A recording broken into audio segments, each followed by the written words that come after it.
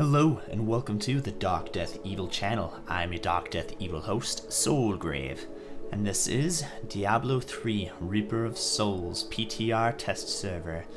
And we're doing a little bit of theory crafting today. Again with the Witch Doctor, taking some suggestions I saw in the posts.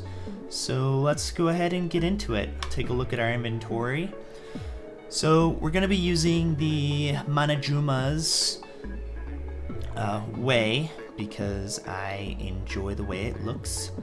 Well, I don't enjoy the way it looks. I like the chicken mostly, and I just kind of got tired of the zombie dogs. So we're gonna do this for the 100% increased Hex Angry Chicken Explosion damage, and also the Chain React, as well as my Angry Chicken's last 15 seconds, and my movement speed is increased by 100%, so I can just zoom all over the place. We're going to be using 3 pieces of Helltooths for the 4-piece set. We've got Ancient Tunic with Wall of Death damage, Helltooth Greaves, and Shoulders. And while we're talking about that, I kind of want to see if, I can't remember if our shoulders can give us haunt damage. They can. So we might, while we're talking about this, do a little bit of re-rolling to see if we can't get some haunt damage on here. Because haunt is going to be the primary damage dealer for this build. And Wall of Death is alright, but haunt, which it's not going to give us haunt, because I want it. It's pretty much the rule of thumb whenever you're gambling, is whatever you want shall never show up. I don't know why that is, but it is. Like if there was crit hit damage on this and I was like, I want this Wall of Death, or not Wall of Death, but haunt, there we go, haunt. I want this haunt instead, it would tell me to go screw myself, and we can get haunt with this as well. Oh, look at that. 2 Walls of Death at 15%. That's just lovely. But I really, yeah, I can live with 14%. That's good enough for me. Yeah, that should be pretty decent. Okay, so we want our haunt damage on our shoulders and our tunic, just because that's going to be our primary damage dealer. We have the Haunting Girdle, which is going to give us 1 extra haunt release, which is going to synergize with our other set bonus from Jade's Harvester. So our 2 set bonus here is when haunt lands on an enemy already affected by haunt, it instantly deals 10 seconds worth of haunt damage. We've got the Quetzalcoatl, so that our Lotus Swarm and haunt now deal their damage in half the normal time. So that coupled with the Creeping Death, which we will get to in a second. The Creeping Death skill is going to essentially double our damage output that we're capable of with our haunt. We have Germ's Bracers so that we can spam 1 Wall of Death. It is going to be doing a decent amount of damage, those 250% damage every second for 10 seconds is a pretty significant dot, as well as giving us that 50% reduced damage for 10 seconds for a little bit more survivability.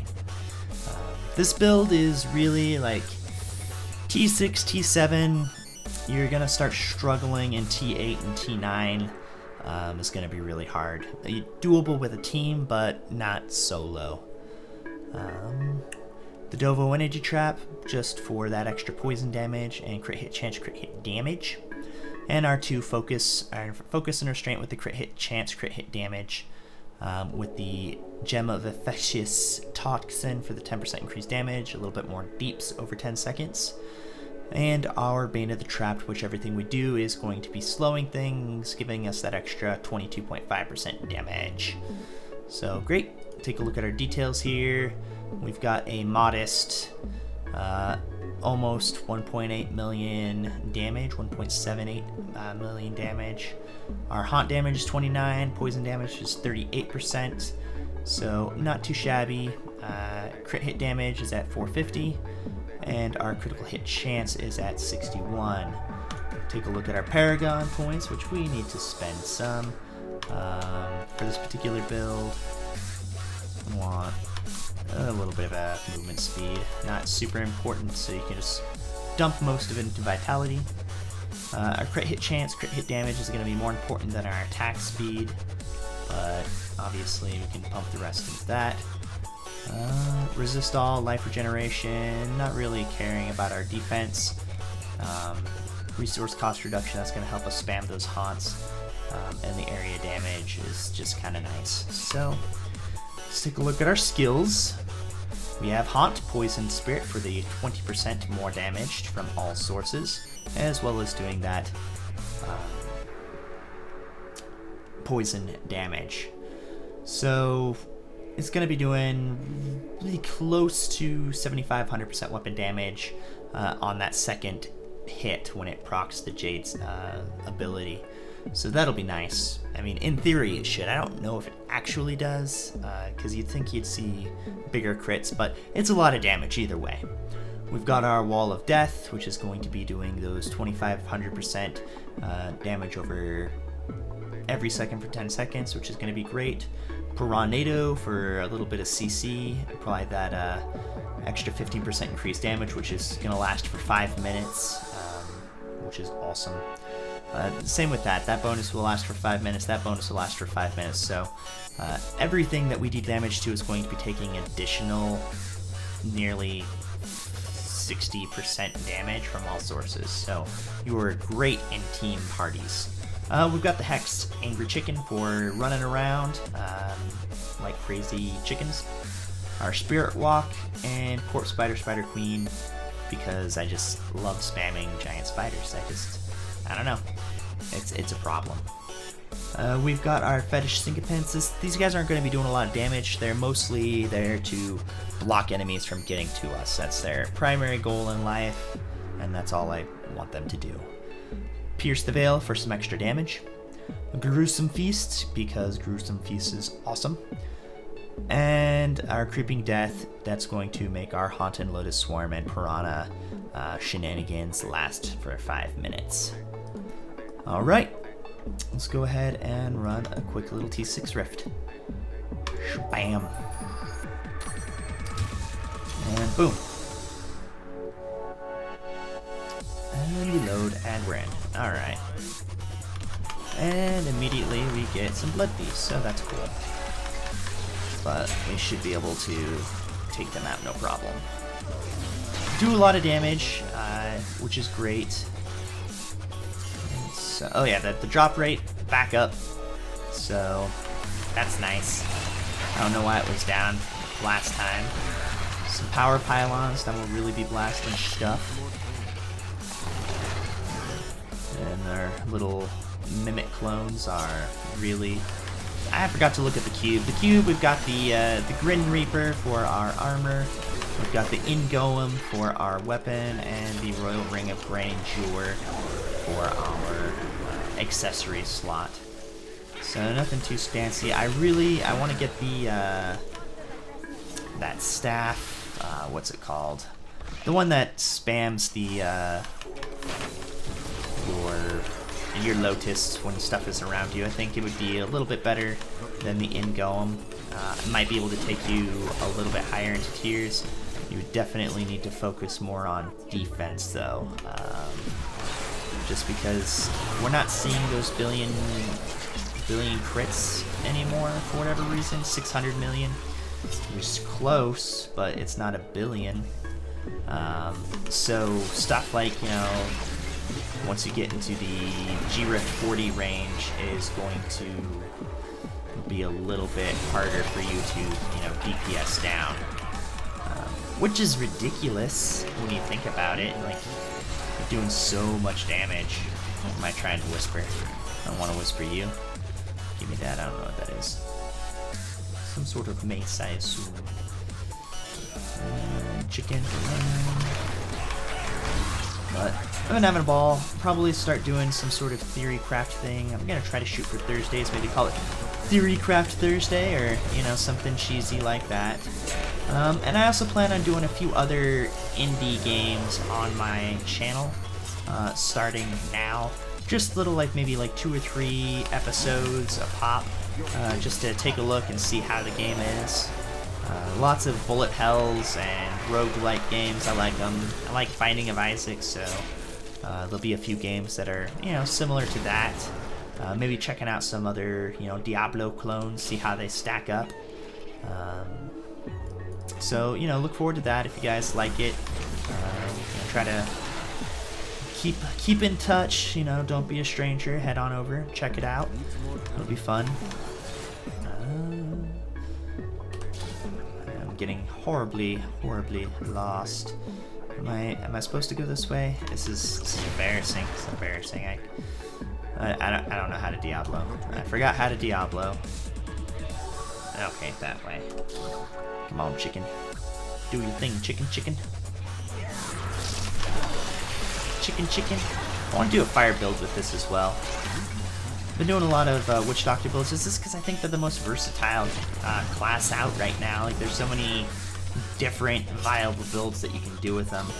Although this build is kind of like a combination of a few of the other, my favorite builds, trying to combine a few of them all into one, so I like it. I was kind of hoping that these mimics would spam haunt with me a little bit more than they are, but that's okay.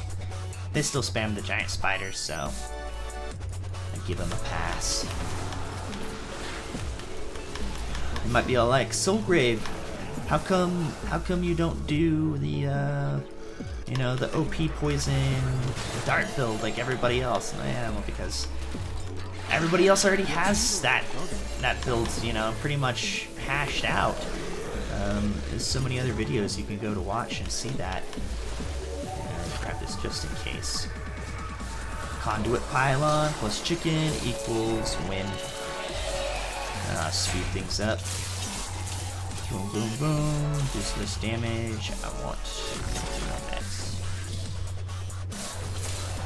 But it lasts longer, so that's great. Dagger. I need a better dagger of darts as well. I only have a regular one, no ancient legendary dagger of darts, so. And it's done. Need more time. Plenty of time. Fun to kind of see, maybe incorporate our fetish sycophants in this a little bit better. Maybe throw some slam darts into this build. Instead of having Ngome have our star metal kukri. Or reminds me, kukri. Netflix started putting out a lot of Stephen Chow movies on their streaming, so now they have the God of Cookery. If you haven't seen that, damn chicken, highly recommend it. Mostly for one scene. It's really just one scene I love out of it.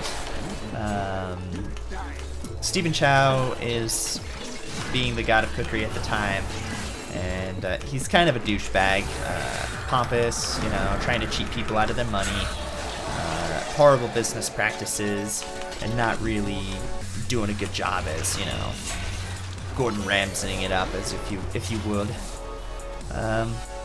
And one of his fans wants to thank him personally, you know, a friend from the past, and he thinks it's this girl that he had a crush on before he became the God of Cookery, like when he's going through college or whatever. And so he has a little daydream of that, which is then just horribly, I guess, wake-up called. I don't know. It goes wrong. It's not who it thinks it was. He always has this cross-dresser guy in every single one of his movies, make kind of like a weird little cameo appearance. And so it's this guy in a schoolgirl outfit just starts running at him like, "Oh, Stephen Chow, honey," you know, running at him. He's like, "Oh no." I think his excuse, he tells everybody, he's like, "Look, it's a UFO. Everybody looks the other way as he roundhouse kicks the guy into the freaking cleaning closet. And he's like, yes, let's continue on. Let's get this super love dish or whatever the hell it was talking about at the time, going. So I don't know. The rest of it is all right, but that part, if anything, YouTube, that particular scene, it's great. Stephen Chow, God of Cookery, hilarious moments. I don't know what you would search for to get that particular scene, but it's great. Love it, hilarious. And then there's other movies are on there too. Obviously Shaolin Soccer, which if you haven't seen that, what is wrong with you? Where have you been? What are you doing with your life? Oh, whoa. Boom, boom. That's what I wanted. There we go. And there we go. Ooh! No! I want the corrupted Ashbringer. You give it to me. I don't care about you. I don't care about you. Give me that corrupted Ashbringer. Give me that. Give me that. Greater Rift Keystone. Sure. What is all this stuff? Boots, thingy amulet, blood shard. Okay. So that's this build. I kind of got on a tangent there instead of talking about the stuff, but I like to have fun. There's only so much you can really talk about the build while you're going to like, ooh, look at the damage. So I like to talk about some other stuff. Mostly, I guess, Stephen Chow. Let's see how good this corrupted Ashbringer is. Come on, ancient. Well, I mean that's all right, I guess. It's a little short on the damage. I guess I could re-roll that vitality. Let's re-roll that vitality into damage and see if that doesn't help our cause. Unless, what's this can go up to? Now we get more damage from vitality. Give us a 10%. Give us a 10%. Do it. That's a little better, but not great. 8%. No. 9%. I'm not gonna settle till I get to the 10. I should probably give it the socket before I roll in, so I don't get the one less thing I can randomly get, which I'm getting all the time now. 9%'s fine. Whatever. I do love me a good ancient corrupted Ashbringer. Yeah, not a terrible roll. We'll see if we can't do something with that. That'll be fun. Try to incorporate that into a wizard build next time. Next time on the Dark Death Evil channel. Remember, if you like this, to comment, like, and subscribe, or I will eat your soul. And I'll see you guys next time. Same Dark Death Evil place, same Dark Death Evil time.